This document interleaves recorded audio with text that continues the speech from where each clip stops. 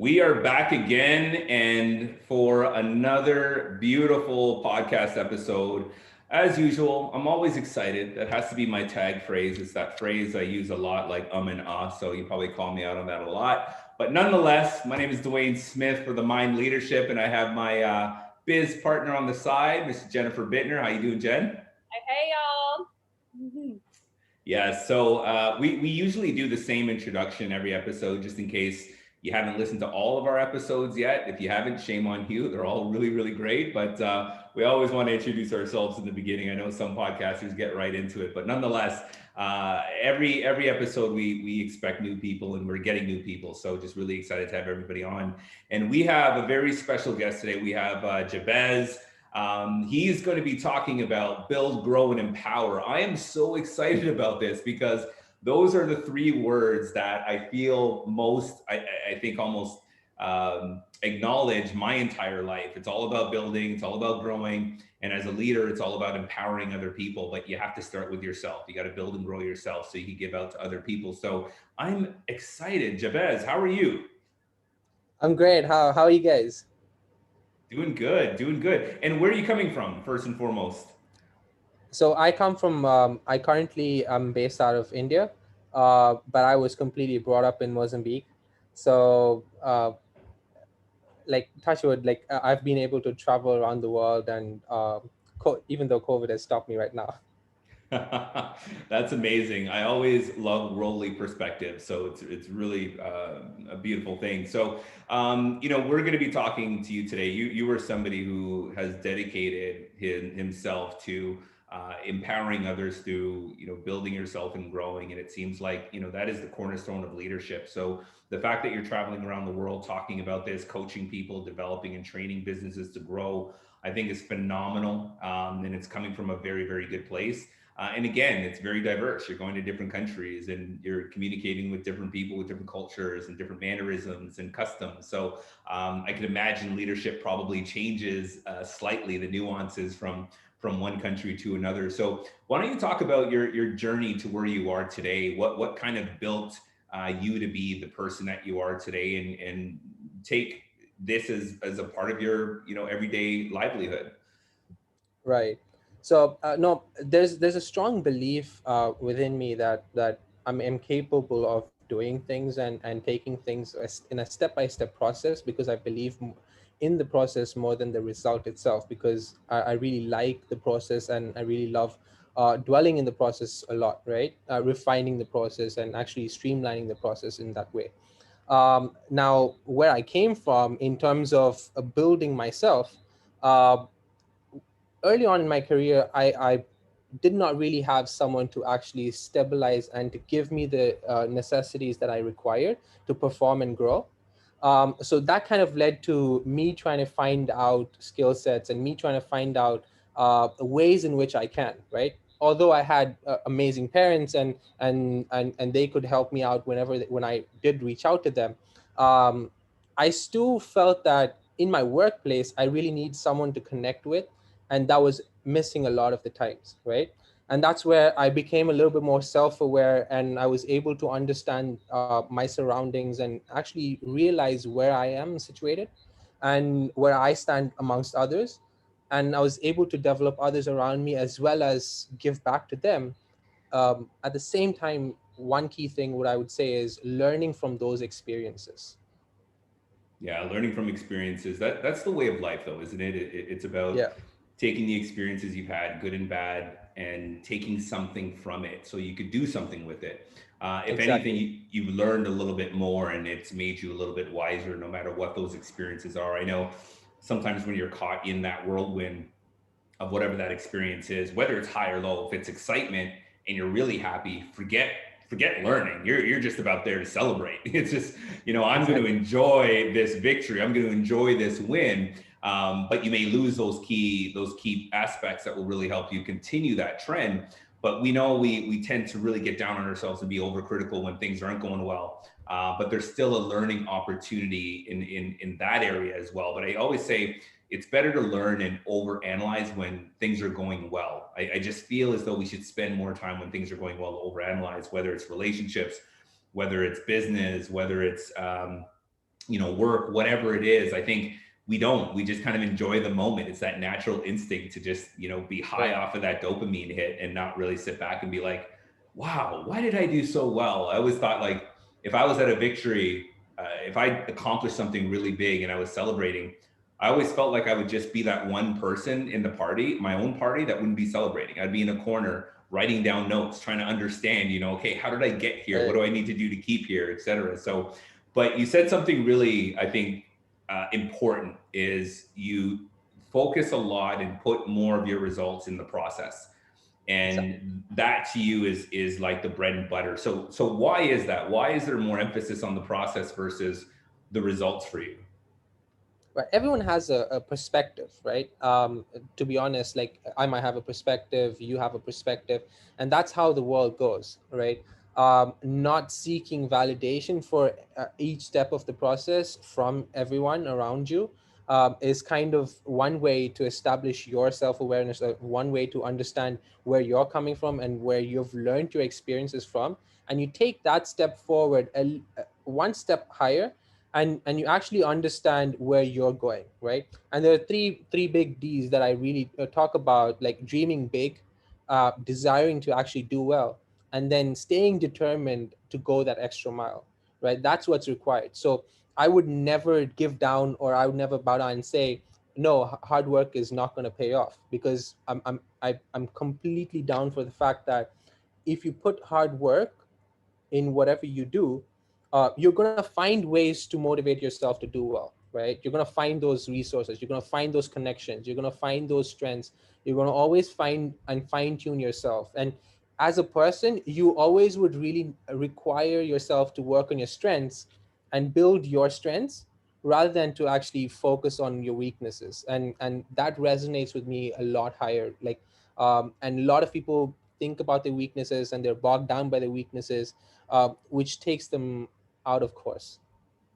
You're speaking my language here. I'm a strengths queen. Love focusing on the strengths and each person's individual. What makes them amazing, what makes them unique, what makes when we think about working from a place of our strengths, we think about how am I most creative, how am I most lit up, how am I most in flow, how am I most energized, as opposed to am I doing things right now that are totally taking me out of alignment, draining me, making me uninspired, right? Because that would be using our weaknesses if we're trying to use them Yeah. because we're trying to make them better. Another thing that you said that definitely just like hit a chord with me and reminded me of my training with Think and Grow Rich was going the extra mile, and that's huge because I want like if you're listening to this and you don't know the concept or the principle of going the extra mile, this one single principle can change everything for you. And I would love, for you to even expand on your take around going the extra mile as one of your sort of three principles you talk about, determined to go the extra mile. But even from the Think and Grow Rich perspective, this is us doing more than what we are paid to do, doing more than what's expected of us, with no intention or expectation of something in return. But it just comes from the law of increasing returns. When you give more and you give, and you do over deliver, people and the universe is going to conspire to give you more back. So what would be your take on what you've seen in your space and in your work and in your teachings that kind of gave you that as one of your big three D's? Right. So yeah, like giving is a big part, right? Whether you're a manager, whether you're in whatever level that you currently are, it doesn't really matter, right? Your experiences and your learnings might resonate with somebody out there, and you never really know. And unless you put yourself out there to actually express that I'm grateful for what I have, and actually being grateful for what you have, and being able to express that, and going out to other people and expressing that I am ready to help you out if there's anything, right? And that helping nature, or that tendency, doesn't have to actually come from if that person needs my help, right? It could be as small as giving them a small and simple advice, or even something as small as buying them a chocolate, right? It doesn't really matter what you're giving, right? The fact that you're able to resonate with their mind and actually be able to dwell in that process of building them up is what I focus on, right? And a lot of times we take things around us for granted, and it kind of slips our mind, and we miss that out. Human beings take things for granted. Are you kidding me? That never happens, right? Never. But here's the thing: you mentioned the three Ds, right? Triple D, dream, desire, determine, and I want you to run that process down, like to think about somebody who's going to take Jabez's word and what goes into that dream. What does that really mean, right? We're not, obviously you're not talking about that nocturnal practice of laying down and Exactly. visualizing something that you essentially have no control over, but what does that mean? So I need to dream big, and then what does the desire need to look like? If you're to kind of structure that out for me, as though you were coaching me, and then what lies in determination? What are those behaviors, those actions? Right. So when I speak about dreaming big, is any point in field, like whatever your field of expertise is, like you could be an entrepreneur, you could be, for example, you could be a teacher, you could be a sports person. Whatever you set forth to do, and whatever your goals and visions are for yourself, right? You've got to be able to dream big in that particular area. So for example, if you do have a plan of starting your own business, now I would say you don't have to be bogged down by the requirements of the market or that and this, and look into all the nitty gritties initially. First look at what you're good at, right? What are your strengths? And actually dream big in that particular area, so that you can full-fledged like put your efforts in that, right? And then you go ahead, and then you desire to do well. That desire to do well is very it's a strong foundation, because if you aren't able to keep up that motivation on a daily basis, on a reoccurring basis, you can't really fuel yourself, right? And being able to determine yourself to actually go the extra mile, it means, for example, if in the sales perspective, if we're speaking in terms of my understandings, uh, I have customers that I deal with on a daily basis. So what am I doing to give that little extra to the customer without expecting them to pay me a higher fee, or without expecting for a higher ticket size, right? So you're providing value for something that they're not asking for, but you're also at the same time explaining to them the process and fundamentals, and actually helping them through understanding your perspective, and making sure that your point is put across in the right way. So I know we spoke about this a little bit before we hopped on the podcast. So you are on the board of directors for an IT company here in the US. And so I'm thinking that you probably have gone from some sort of entry point to building yourself up to this level, up into this space of leadership and influence and um, responsibilities. So, where have you been able to see a difference between maybe where you may have been in your infancy, coming into business, coming into this space, versus as you started to grow and develop and learn that some of these ways were what brought about a lot of your success? Where would you say maybe you had started versus where you are now? Yeah, so when you see my career growth or anything that you've seen like in the initial phase of my life, there's been a lot of like again we go down to the process. So when I started, I've had to learn new languages. I've had to be like I've had to be able to understand that particular market. So for example, now I lived my whole life abroad, and I lived in Mozambique and South Africa for most of my years, right? And coming back to India itself was a big cultural shock itself, right? Even though I am Indian, I had never lived in India. So coming back here, understanding the nuances another language, being able to put myself to actually learn those languages in a way that I could communicate to customers, and going door to door and selling products, and having appointments booked, and actually being able to sit for like 14, 15, even 20, 25 appointments on a weekly basis, has given me that real outset of understanding those fundamental concepts of what actually ticks the human system, right? And that has led me to keep providing continuous support for anyone that's around me, right? Whether it's been selling a product, or whether it's been even the workplace itself. So the people that have worked with me have understood that I provide more value, and I can actually give them value just by sitting next to them and actually pumping them up and to go on for the next call, right? So that's what I like. I understand that success was defined for each and every one in a different term. Like, success means something different to you. It's different to you. Success for me is also different. So I always try to figure out where I can fit in their point in life, and where I can instill that little confidence that they require to keep moving forward. I actually think there's something to say about the cultural side of things too, because when we think about, you know, here in Canada, US, we find a lot of the youth compared to what it was like when I was growing up. In my late teens, early 20s. I'm in my late 30s now, and I think about where we were growing up.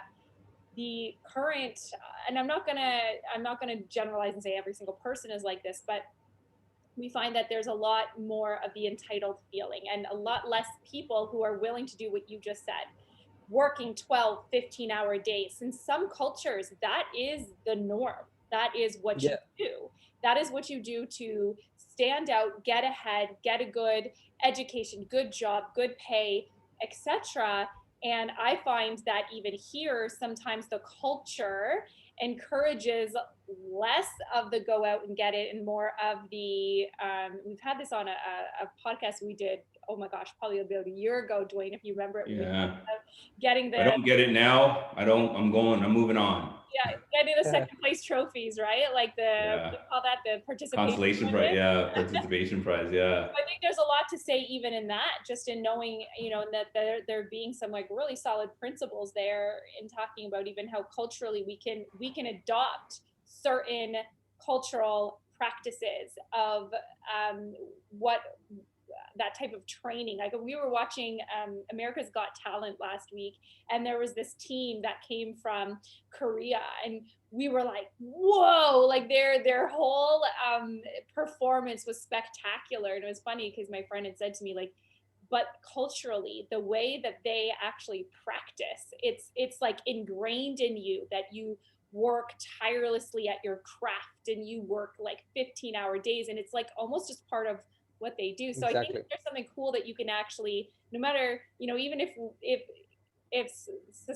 society has almost groomed it to be a little bit less of the hustle mentality, there's certain things you can still adopt from the way that you see other people perform that still can work, for you. So I just sort of wanted to Right.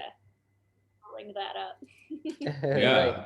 So that's the main thing. That's really what makes me tick as well.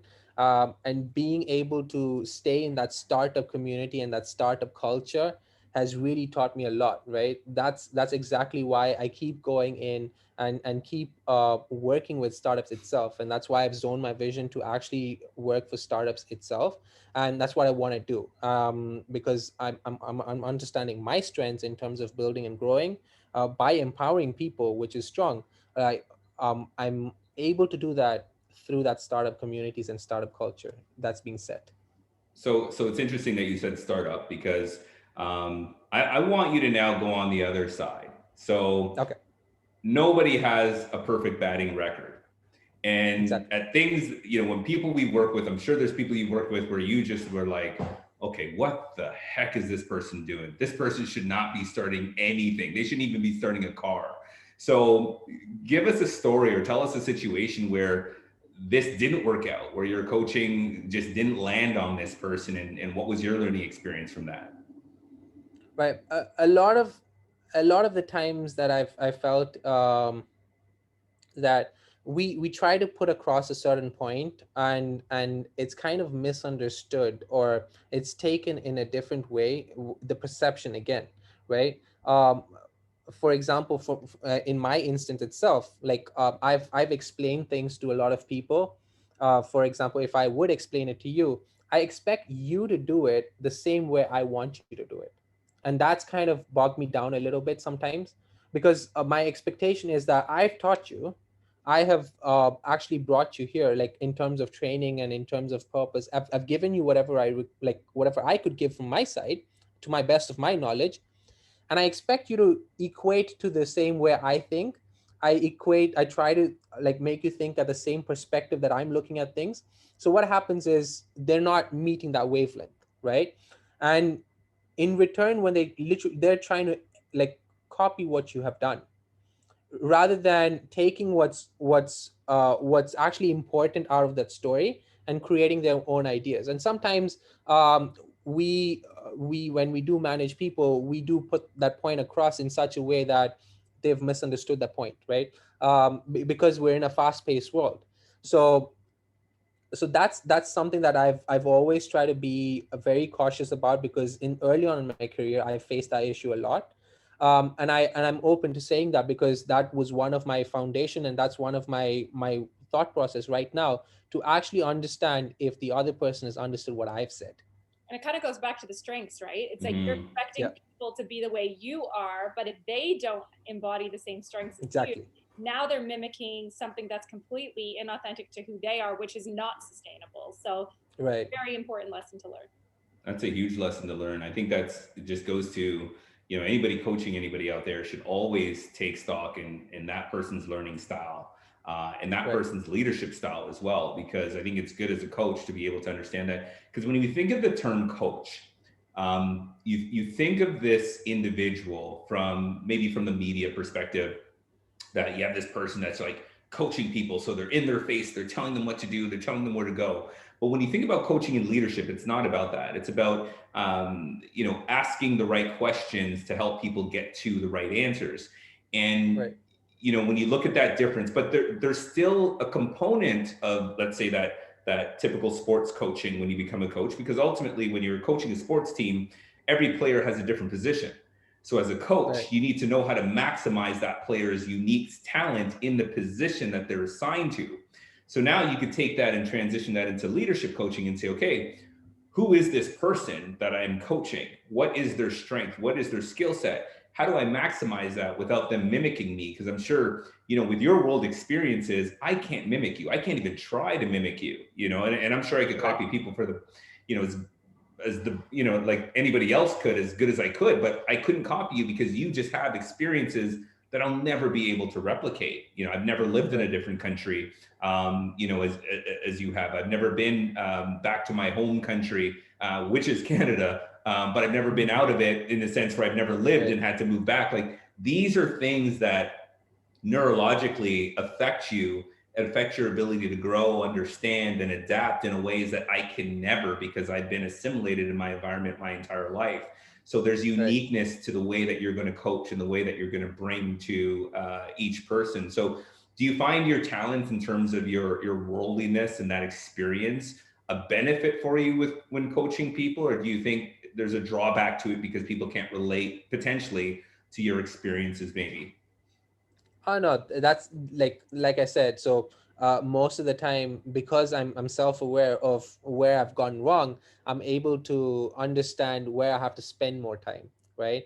So which basically comes back to the point of that I use that as a positive note to actually channel my growth, right? So I'm able to channel my growth. So why can't I help someone else? And that's the question that always no that always resonates with me, and that I always keep dwelling on, because like again, success for me will be completely a different type of success for someone else. So when we try to hit that sweet spot and balance out everything, that's when we can also understand what they're feeling and actually be empathetic to others as well around us.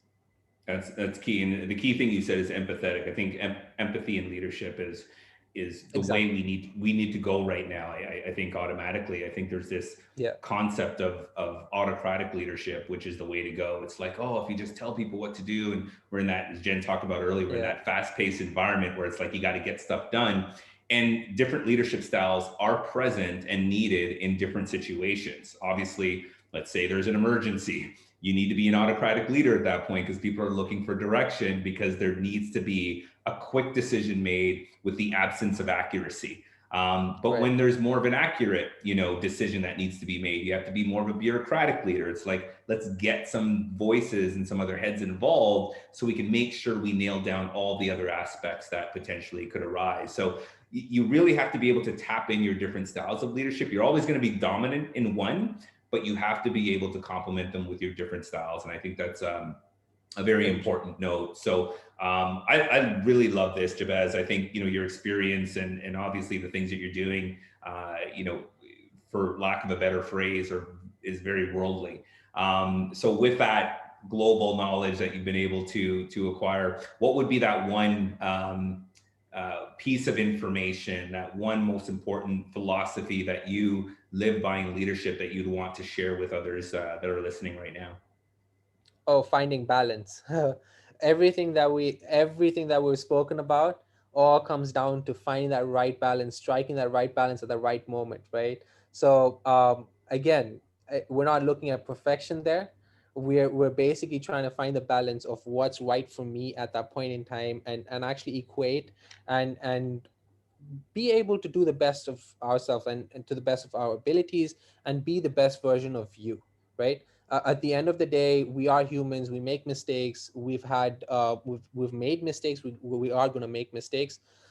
Learning from those mistakes and striking a balance on understanding where we have to, like, pick in and drop. That's what's most important. That's amazing. It's balance, and as you find balance, make sure you got that perfect harmony going for you as well. So, Jabez, thank you for being here with us today. Again, a lot of great stuff. So, as you are a startup coach and you work with leaders and different businesses and help them build and grow and empower their people, I know there's going to be a lot of people interested in connecting with you. So, how can they find you? Right. They can find me on Instagram. My Instagram handle, my Twitter handle, all the same thing. Jabez Ivan J. Beautiful. All right. Well, I'm sure you'll get some hits. Some people will looking out for you. So on behalf of the Mind Leadership, it was so great to have you on. And for those listening who want to see our faces, please go check us out on YouTube and subscribe. Don't forget to subscribe, or you can listen to us on Apple Podcasts or Spotify, and make sure you leave us a rating as well. So thank you for being with us on this episode of the Mind Leadership. And Jabez, again, thank you very much for being here. Thank you for hosting me. Thank you so much. Till next week. Bye, guys.